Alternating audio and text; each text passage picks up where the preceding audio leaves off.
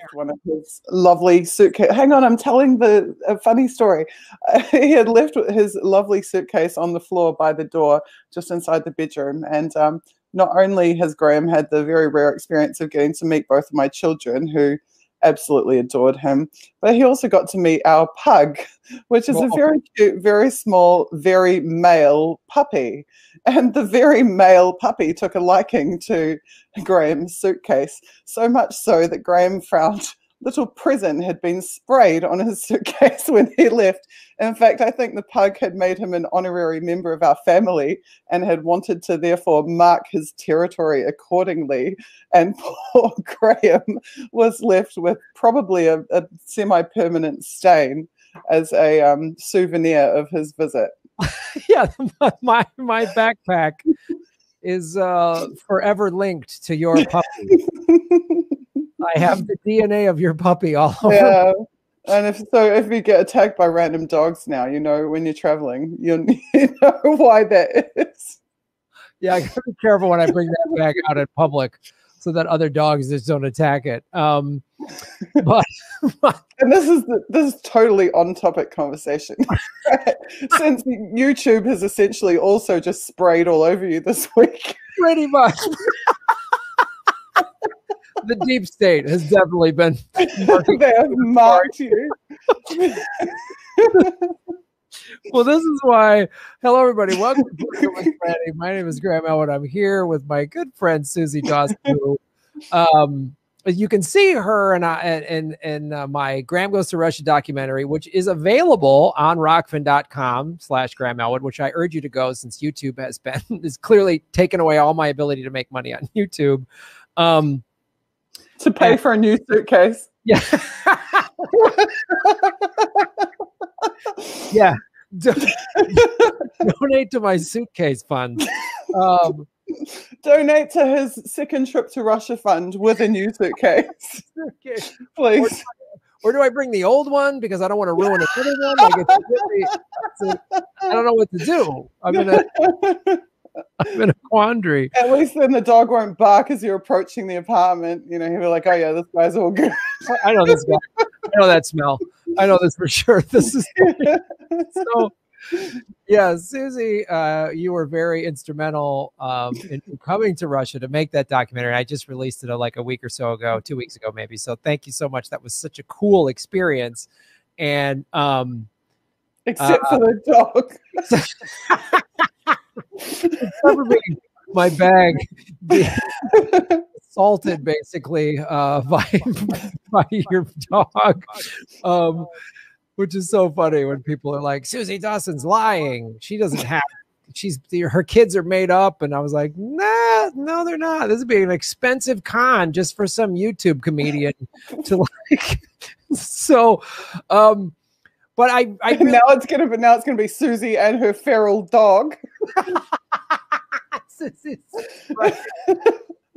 Well, that dog was trained by Putin clearly to attack an American bag, to put its Russian propaganda all over my bag.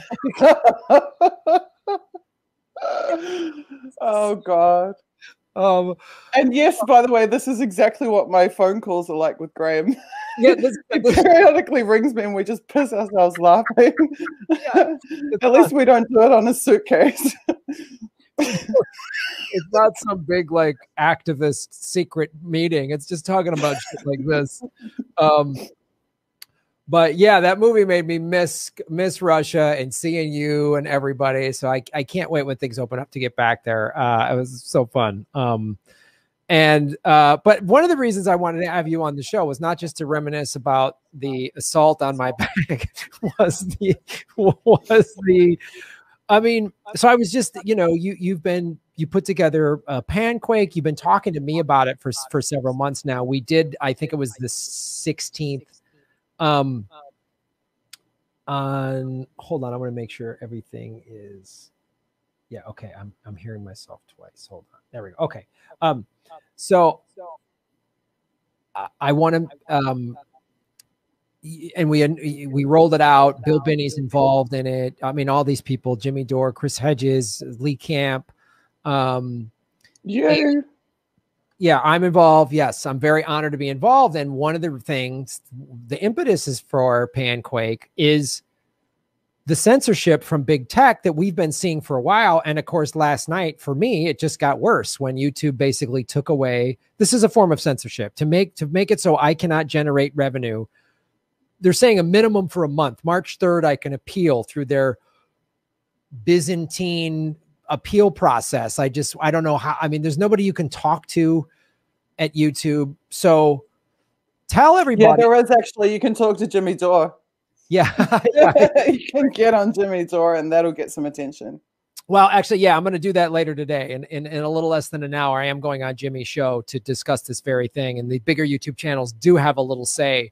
But explain to everybody what PanQuake is and how it can help fight what just happened to me. And now we're finding out Status Coup, Jordan Sheridan's channel. I know Jason Burmis, who's on Rockfin, and other people. I think, is it Ryan Dawson? Maybe even like other people who've been covering controversial stuff, are getting, this is a form of censorship. So tell us what PanQuake is and then how it can help combat what just happened to me on this show. What PanQuake is a lifeboat.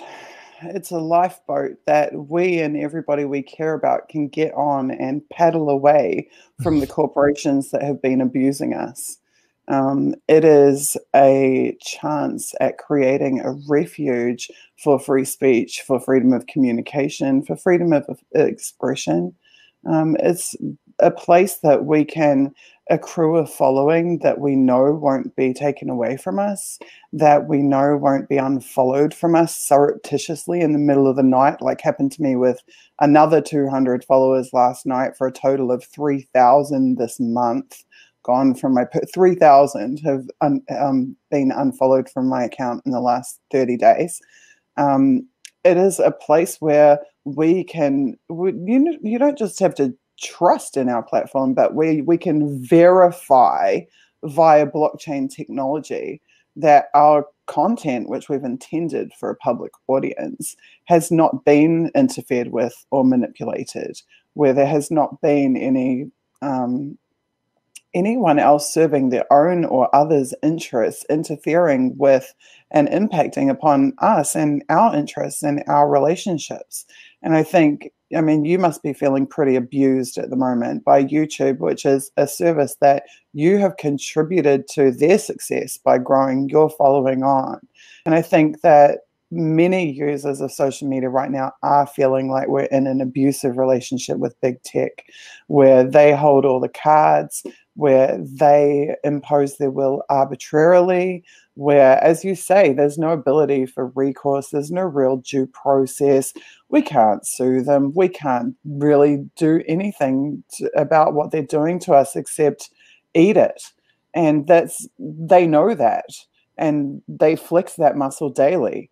And it's time for us to teach them a lesson by getting off and getting onto that panquake.com lifeboat and paddling away before we really are silenced permanently, which seems to be what they're intending for us.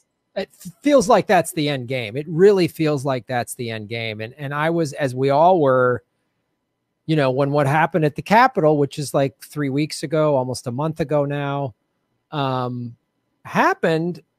And I was like, oh, what happened is bad, and you should prosecute the people that broke the laws, but they're going to use this for Patriot Act 2.0. This is the problem that we all have. It's like every crime that was committed at the Capitol, there's already a law on the books for that. You can't break and enter. You can't bring a gun to the Capitol. Like, they have laws, fine.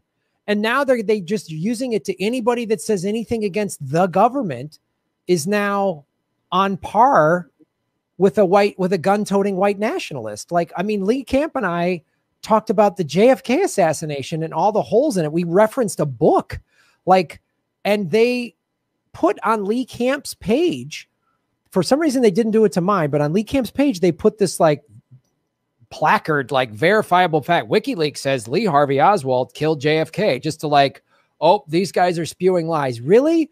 The most disputed, controversial assassination of the last 100 years is, oh, YouTube is just claiming this a fact now?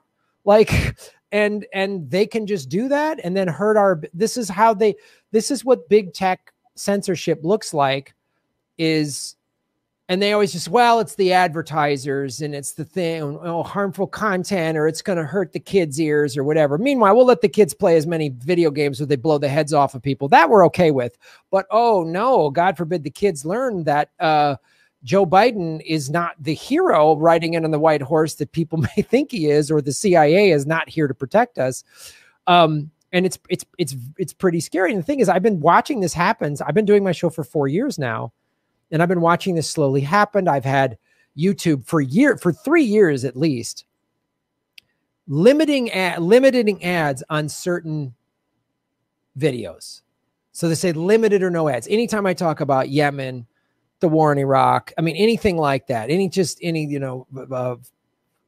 sanctioning Iran, any American empire act of war that I'm calling out, they limit the ads or just pull the ads altogether. That's been happening for several years. So I'm not necessarily surprised at this. It's why I've been for the last year and a half telling my audience to go to Rockfin, which is blockchain and it's cryptocurrency. But I want to get back to what you said, just so our audience, because I kind of understand blockchain, and anyone out there that doesn't quite get what it is, how can you, when you say, well, it's verifiable through the blockchain, can you explain that more for us, exactly what that means? In the context of what PanQuake, how, I put something out there on PanQuake and it gets a bunch of views and I'm like, well, I don't know if that view number is right. Maybe it's too many, maybe it's too less. I can go look where and see that it's nobody messed with it. So I think blockchain is pretty hard for people to understand when they hear about it for the first time, but the easiest way I can explain it is, imagine that there is a notebook and you and everybody in your network can write in that notebook and you all have a copy of that notebook at all times. And once you write something in that notebook, you can't unwrite it. So on PanQuake, when you create content for public consumption, that content is encrypted and it's put into an encrypted block on the blockchain. And then everybody who's a part of the network can access that and can technically through a block explorer can view those records. And that means that this also applies to your interactions. So I decide I'm going to follow Graham Elwood. That's recorded on the blockchain. So Graham can see I've followed him. And if I was to somehow unfollow him, he would know that it wasn't because of manipulation on the chain reversing that. It actually was me unfollowing him, as opposed to currently where people are being unfollowed from us against their will. And I'm having constant outreach from people complaining to me about having been unfollowed from me. I've been unfollowed from accounts which I love, such as WikiLeaks, conveniently on the very first day of Julian Assange's trial last September, which I was coordinating with people covering that trial. I was unfollowed from WikiLeaks, who I followed for nearly a decade. So there is all kinds of manipulation going on, but through technology and through panquake.com, we can push back against that, and we can once again create or have a verifiable way that we can trust in the platform that we're using, so that we don't pour all of this time and effort into building networks of people who we want to have relationships with and we want to communicate, only for some behemoth external force to surreptitiously interfere in that. Which, I mean, when I started thinking about what I wanted to do with PanQuake, I actually started to interview users of social media, and I heard story after story of people talking about their real world friends and real world relationships being damaged by interference and manipulation on social media. Because if I see that you've unfollowed me, my tendency is to think, oh, Graham doesn't like me anymore. Graham doesn't want to see my content anymore. When I'll start racking my brain, what did I say that Graham doesn't like? What did I do wrong? And that causes anxiety. It causes anxiety. I said maybe Graham's suitcase got ruined. No, but maybe Graham has low tolerance for feral pugs. I don't know. It could be that, but maybe Graham actually didn't want to unfollow me. Maybe Graham doesn't even know that he hasn't that he has unfollowed me. And maybe Graham will be very upset when it takes 6 months for us to work out that our relationship has been damaged by the platform itself deciding that because Graham did a JFK video, maybe Suzie shouldn't see his content anymore. And unfortunately, that's exactly what's going on. And in my opinion, they are creating real world harm. They are damaging people's real world relationships because, yes, Graham and I primarily talk online, but we are real friends. And most of our online friends, we feel real emotions for those people. We invest our time, pieces of our lives in those relationships. To have somebody else come along and mess with that secretly and arbitrarily and unaccountably, and in some cases, like irreversibly, if you don't even know it's happened, you don't even realize the way that the course of your life, the shape of your life is being changed by them. And they have, it's like, I'm outraged by it because they have no right. They have no right to decide who we can be friends with, who we can communicate with, what content we should see. These are our rights to choose. Yeah, and PanQuake.com is restoring those rights. Yeah, it's great. And I just want to clarify for the audience. So just for anyone like myself, I'm under I'm not actually friends with Susie. No, I'm just kidding. I did unfollow her. I absolutely did because of that bag thing. I'll never forgive that dog. No, now I'll tell you what, next time I'm going to put that dog in the bag and send you both back. I'm gonna leave my marks on that dog next time I'm in Moscow. I'm gonna tell you we're gonna even the score. Is this R18, is it? Did you change the channel settings? Are you gonna get demonetized for that joke? Yeah, probably. I can't make that. It's harmful content joking about this. We said March, but actually it's June now. Well, so I wanted just to spell out for the audience, anyone in the audience that was like me, that was like, I don't get blockchain versus normal. So just for an example, so Twitter has their servers, they're private. We can't see them. We don't know what they're doing. We don't know why you're getting unfollowed or unfollowed. Whereas what blockchain is and what Suzie's talking about with PanQuake is we can all look at it on this online ledger, which is what the blockchain is. We can all verify it. We can all know. And you're even seeing that with cryptocurrency. You might not know it's this person or that person, but you can see, oh, a big chunk of crypto was bought here versus like, as we saw last week with GameStop and Robinhood, the hedge funds can manipulate however they want. So, which is why I'm really like, the more I learn about blockchain, the more I want to educate my audience about it and why PanQuake's so great. So somebody asked, just asked me, how did you come up with the name PanQuake? Well, I guess, do I tell the true story? the official story, which is true. I don't really talk about how we came up with it. I've talked about what it means, and it is true. Pan means all. Quake is the big effect that we can have when our communications are not being limited by others. In reality, my lovely daughter came up with PanQuake. Yeah, I was saying, like, we need something cute. We need something that Gen Z will love. And we need something that my boomer parents will love. Like, we need something that's accessible to everyone. This can't just be a geek thing. It can't just be a journalist thing. It can't just be an activist thing. It's got to be something, because everybody in society has been impacted by this. And that was actually one of the key revelations for me when I was interviewing people, because I started talking to people who aren't journalists, who aren't activists, who aren't content creators, and all of them were complaining about the censorship and the impacts on them. And that was when I realized, like, holy crap, like, the whole world needs PanQuake. I started out just thinking, oh, my friends who are content creators need this, or WikiLeaks supporters need this.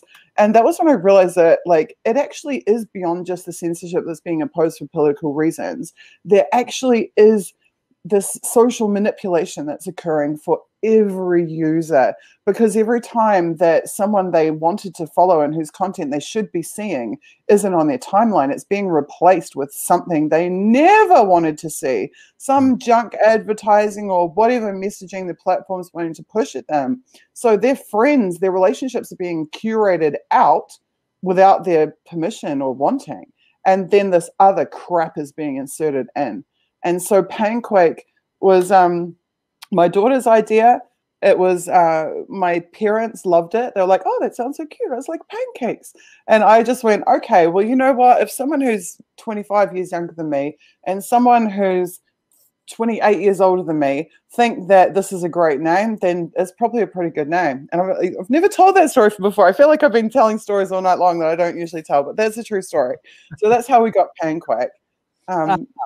That's. Are you going to ask me how Bill Binney joined the project? Because Lee just asked that too and got the real story about that too. He scooped you, Graham. Oh, Lee, look, first we got my channel demonetized by wanting to talk about JFK. Now we scooping stories. I'm tired of this. No, let's talk about that, because I mean, you called me months ago and you're like, I got this idea. And I'm like, this is awesome. And then you called me a couple weeks later and like, you're not going to 10 minutes later. like, you're not going to believe who really wants to do this. I'm like, what?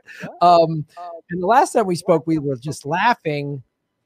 I mean, I just was so like honored and blown away and kind of humbled that on the Talk Liberation video, we tried to do a live chat, and of course the deep state shut it down, but you made it a video that we all put on our channels. But I was like, Bill Binney speaking, the world's like the best cryptographer on the planet, who basically beat the FBI and the NSA. And now here's Graham, the comedian. And I was like, wow, I never in a million, when I was hosting cable game shows, I didn't think I'd be on the same footing with this guy who's a genius. And it's really cool to be a part of. So tell everybody how you got Bill Binney, because that's the other thing I want people to know.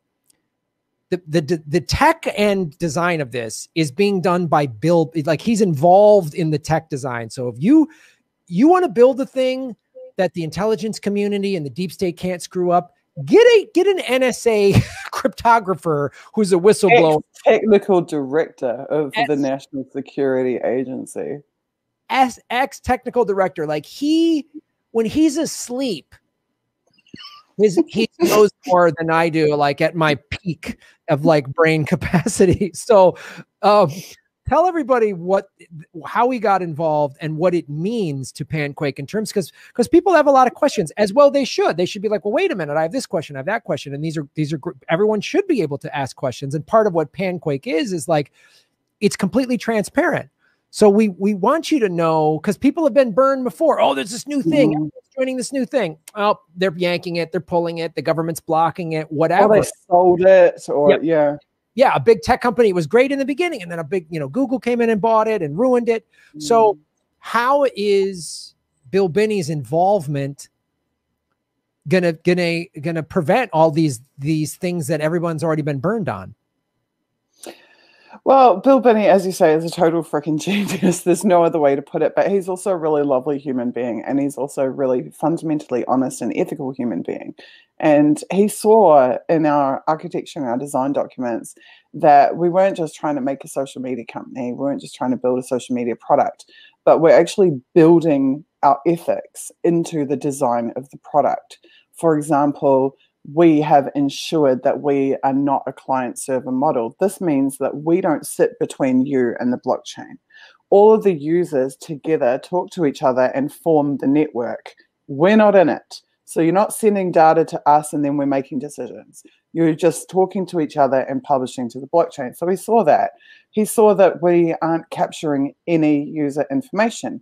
You can get a PanQuake account without giving an email address, without giving a mobile phone number.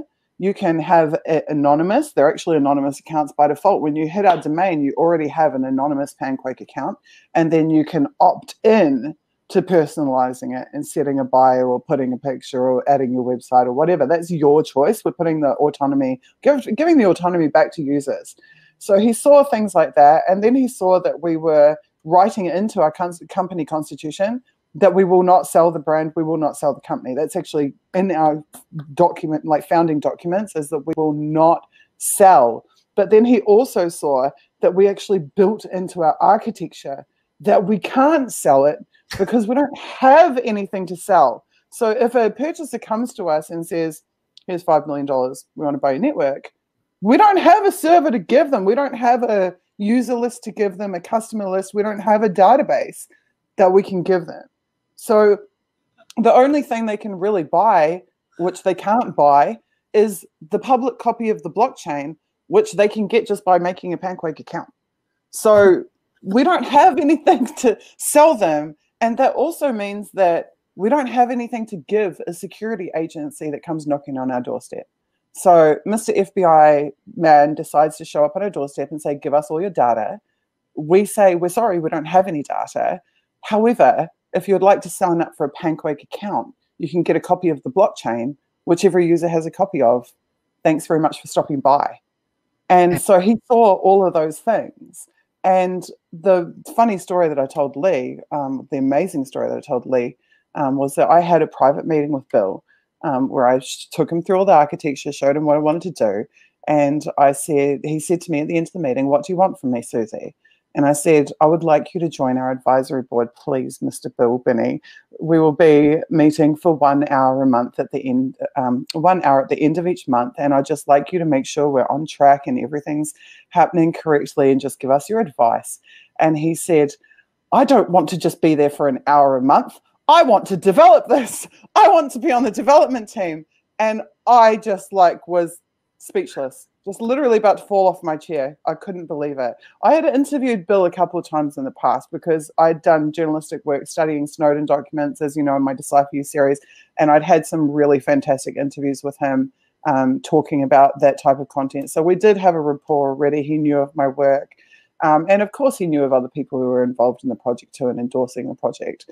But when he said that, that was like all of our Christmases came at once, quite frankly. And we brought him straight onto development team. And now he is friends and knows all our developers and is working with them, designing our architecture, designing our encryption systems, and just absolutely amazing person to be working with us. So we're really super lucky, super lucky.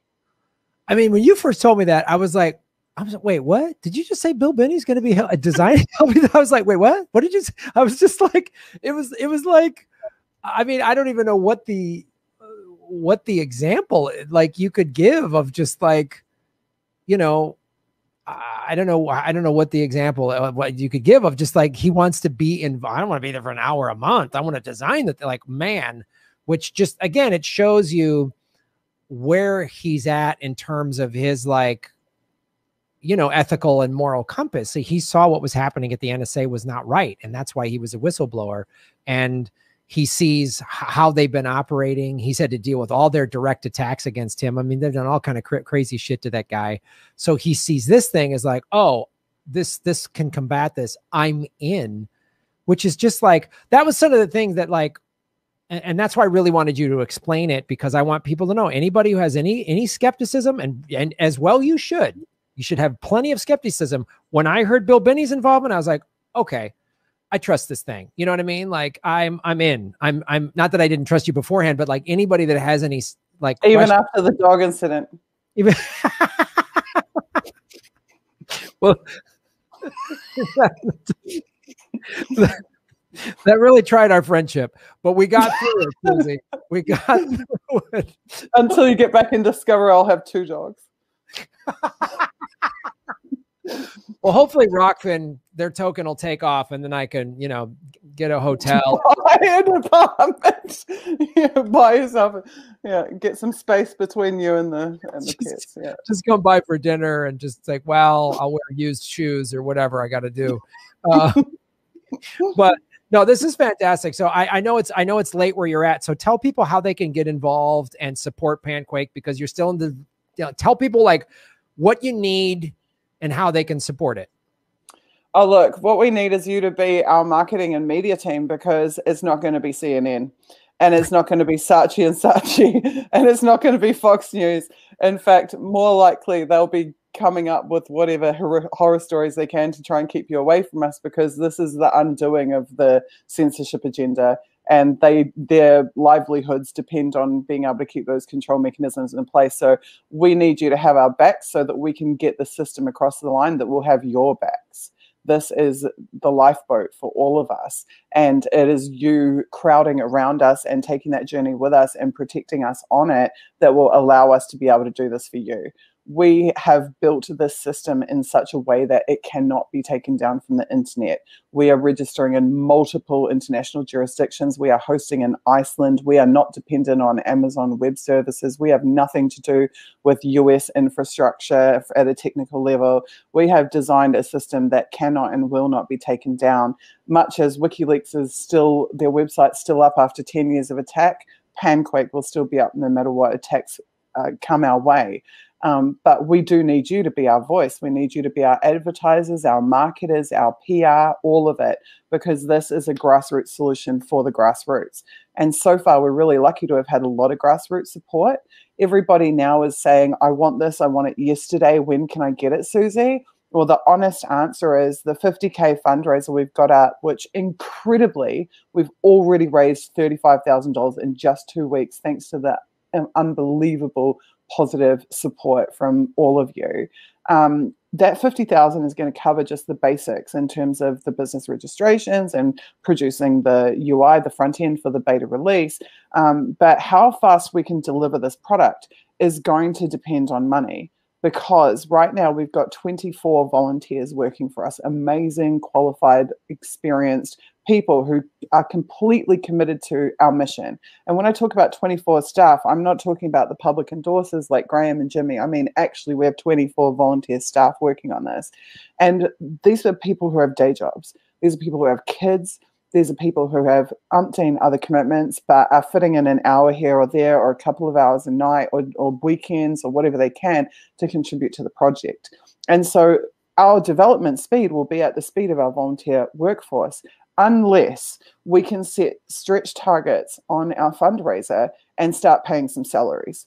Because I have been checking in with our staff, and I won't give numbers or name who, because as I said, some of them still have day jobs.